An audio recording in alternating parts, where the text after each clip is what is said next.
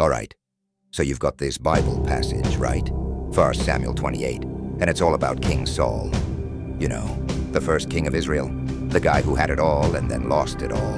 Now you might be thinking, what's the big deal? So a king messes up, but this isn't just a story about messing up. This is a story about what happens when a king's spiritual life collapses. You see, Saul is in a tight spot. He's about to face the Philistine army, and he's terrified. So what does a good king do? He asks God for help, of course. But here's the kicker. God is silent. Total radio silence. And why? Because Saul had been living in rebellion for so long that God wasn't talking to him anymore.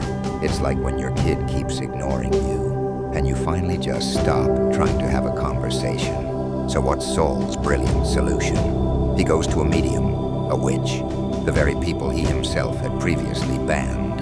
It's the ultimate act of desperation and spiritual bankruptcy. He wants a word from God, but he wants it on his own terms.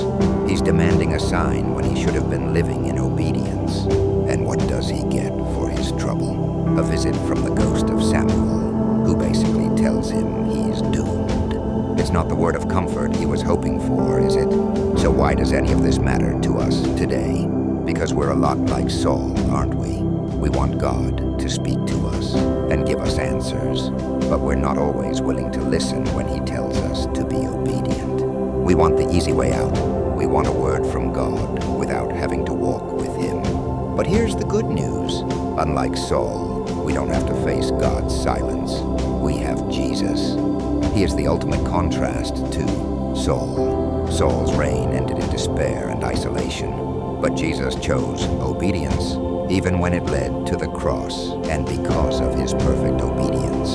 We can always approach God. We can always have hope. So the next time you feel desperate or alone, remember Saul, don't demand answers on your own terms. Instead, turn to Jesus, the King who chose to obey, so we could always have a voice in the throne room.